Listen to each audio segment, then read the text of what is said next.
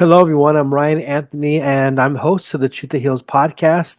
I'm making this series to dive into the cult of Father Bing, and today, in this episode, I want to express why is it that I believe full-heartedly that Father Bing is a cult leader. And to do it, I'm just going to be honest, open, real, no bullshit. And something that I observe is that many people don't like to call it a cult because it's a Catholic group. It's something that you have a lot of respect for. It's hard to say the word cult, but at the same time, it was hard for me. But I mean, call a spade a spade. Fuck it. If it's a cult, it's a cult. I mean, let's be real. Let's be honest. So now going back to Father Bing, why do I say that he's a cult leader? Well, for one, he says that he's Catholic, that he's with the church, that he's faithful, obedient. He will say all these things about being obedient. I have to be like Padre Pio, a victim, and I have to obey.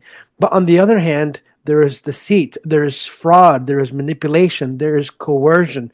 So the Vatican sent the SCRIS, or at the time the delegation, that the dicastery that looks into religious institutes, societies of consecrated life, and I kind of broke into that. And at that time, I remember one superior complaining. I've probably mentioned this 1,000 times, but I'm going to keep mentioning it. My gosh, they're scrutinizing us. Like, why are they so mean? But I was opening my eyes and I was thinking, well, what the heck? I mean, that's all you do to the members is scrutinize us. We have no freedom. We can't think. We can't express ourselves. We have to lie to our families. And you are getting pissed off that the Vatican is trying to do a simple investigation, see how the community is being run. And they were already complaining. They were crying, "Oh, boo-hoo, they're attacking us." So I was just perplexed. And then Father Bing, in around maybe 2011 or 2010, he mentioned the Intercessors of the Lamb.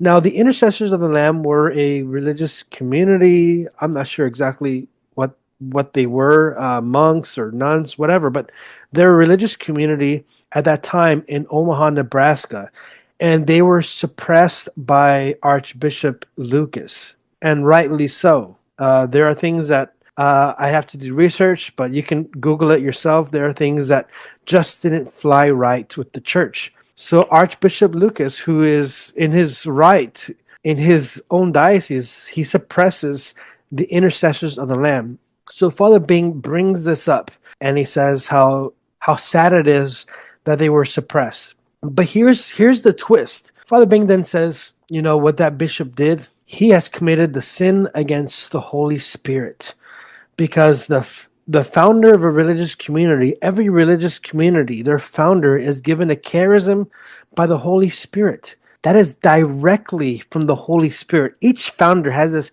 direct link with the Holy Spirit. So for the bishop to suppress the Intercessors of the Lamb, that's a big sin. He is committing the sin against the Holy Spirit. And you know what? The sin against the Holy Spirit, that cannot be forgiven. So when Archbishop George Lucas passes away, he's not going to go into heaven. That is what he said. If you want to pass that to Archbishop George Lucas or people in Nebraska, let them know. Let them know how Father Bing thinks. Let them know how the people of Ahfi really think. So when Father Bing said that, I was really bothered, because here's a guy who's saying, I'm Catholic, I'm an exorcist, oh, I love the church, oh, I love to help people, I want to bring souls to God. And he would even cry. He'd be crying, oh, Lord, please don't let us be divided. But then he would say some stupid shit like that. He mentioned the Intercessors of the Lamb because he was talking about himself. He's trying to save himself. He's trying to save what he had by saying that, oh, the founder has the Holy Spirit. The crazy thing with Father Bing is that anytime there is scrutiny or critical thinking, there'll always be these changes, and there'll be something new. He'll make something up, and he'll say the Holy Spirit is still working. One of the things that he would tell us is that the Holy Spirit only stops I don't want sending messages, or the Holy Spirit is only finished once the founder is dead. So he is the founder of the Two Hearts Institutes. As the founder, Nobody can touch it because he's still alive. So nobody, no bishop, no pope can get involved in his way of thinking because he has the Holy Spirit. He's really, it's like putting himself with the Trinity almost. Or maybe it is, not almost, maybe it is him putting himself with the Trinity. Uh, no one can correct him. No one can tell him this is wrong or this seems to be shady. And so some things that people would do, I don't have proof, but allegedly, I'll say allegedly, because I've had quite a few people tell me this, that they have witnessed or they have been told to forge signatures of bishops to appear as though the Ahfi or whatever Two Hearts Institute is doing something right. To forge signatures of bishops to deceive people. So you see how twisted their thinking is? One, you can't correct Father Bing because he's with the Holy Spirit. Not even the Vatican do it. Two, they're willing to forge signatures of bishops or I'm not sure who, but I've had people tell me, yes, I've seen it or I've been told to forge signatures. That's how fraudulent, that's how deceptive they are. I have nothing to gain from this. I'm saying this because the church needs to wake up. People who are involved with the third orders or Afi retreats, or if you have family in the Sith, you need to wake your ass up. I'm sorry. Oh, Ryan is saying bad words.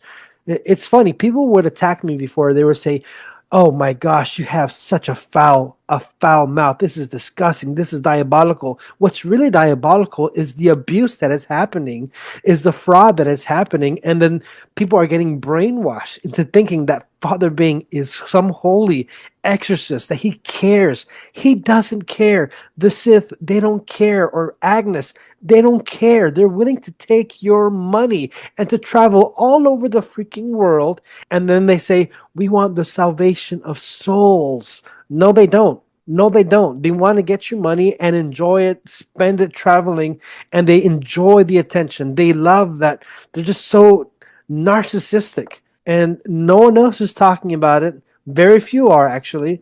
But you know what? It's time to stop being nice with them, and it's time to be real. Because Father Bing is in a delusion, thinking he has this gift. So stay tuned because in my next episode, I'm going to be talking about some of the abuses that happened in the cult. You're not going to want to miss it, so stay tuned.